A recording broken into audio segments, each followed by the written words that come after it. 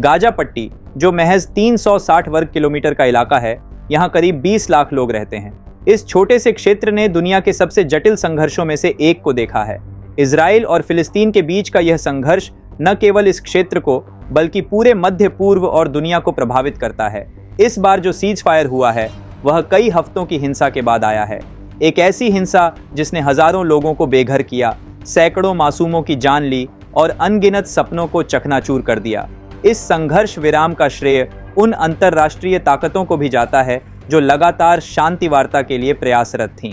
America, संयुक्त राष्ट्र और कई अन्य देशों ने इस संघर्ष को रोकने के लिए महत्वपूर्ण भूमिका निभाई। लेकिन क्या यह प्रयास गाजा के लोगों के लिए स्थायी शांति ला पाएगा? यही सवाल आज सबसे बड़ा है। इस बार के संघर्ष में एक और महत्वपूर्ण पहलू सामने आया, बंधकों की रिहाई। इस संघर्ष विराम से पहले दोनों पक्षों ने एक दूसरे के बंधकों को छोड़ने पर सहमति बनाई। गाजा ने घोषणा की है कि वह एक एक इजरायली बंधक को रिहा करेगा और इसके बदले इजराइल प्रत्येक बंधक के बदले 3 फिलिस्तीनी कैदियों को आज़ाद करेगा। इस समझौते के तहत 50 इजरायली बंधकों की रिहाई होगी, जबकि इसके बदले में इजराइल कुल 150 फिलिस्तीनी कैदियों को रिहा करेगा। यह कदम न केवल शांति वार्ता की ओर एक सकारात्मक संकेत है, बल्कि यह उन परिवारों के लिए भी राहत लेकर आया जिनके प्रियजनों को लंबे समय से बंदी बनाकर रखा गया था।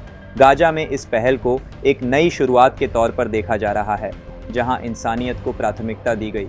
जब बंधकों की रिहाई की खबरें उन परिवारों तक पहुंचीं जिन्होंने सालों से अपने प्रियजनों का इंतजार किया था, तो खुशी और आंसुओं का एक अजीब सा संगम देखा गया।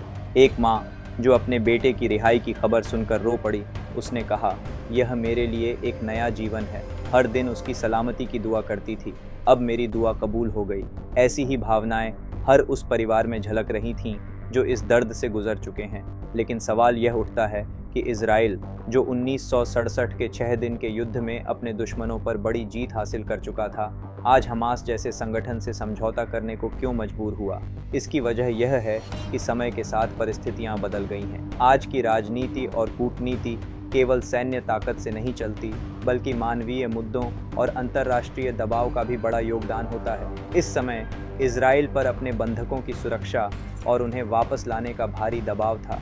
इसके साथ ही बढ़ती हिंसा और अंतर्राष्ट्रीय आलोचना ने इजराइल को यह समझौता करने पर मजबूर की। इस सीज फायर के बाद दोनों पक्षों ने अपनी जीत का दावा किया है। इजराइल का कहना है कि उसने हमास की सैन्य ताकत को कमज़ोर कर दिया है, वहीं हमास इसे अपनी रणनीतिक जीत मानता है। लेकिन इन दावों और विरोधाभासों के बीच सबसे बड़ा सवाल ये है कि इस संघर्ष में जो मासूम मारे गए उनका क्या, जो बच्चे अनाथ हो गए उनकी ज़िंदगी का क्या, और जो घर बर्बाद हुए उनकी मरम्मत कैसे होगी? गाजा के लोग हर संघर्ष के बाद एक नई शुरुआत की उम्मीद करते हैं, लेकिन क्या यह उम्मीद बार बार टूटने के लिए है? हर सीज फायर के बाद जब एक नई हिंसा शुरू होती है तो यह सवाल और गहरा हो जाता है। सीज फायर की घोषणा के बाद गाजा की गलियों में राहत और डर का मिश्रण साफ देखा जा सकता है। लोग राहत की सांस तो ले रहे हैं, लेकिन उनकी आंखों में डर साफ झलकता है। डर इस बात का कि यह शांति कितने दिन टिकेगी। लेकिन इस बार एक फर्क नजर आ रहा है। स्थानीय और अंतर्राष्ट्रीय स्तर पर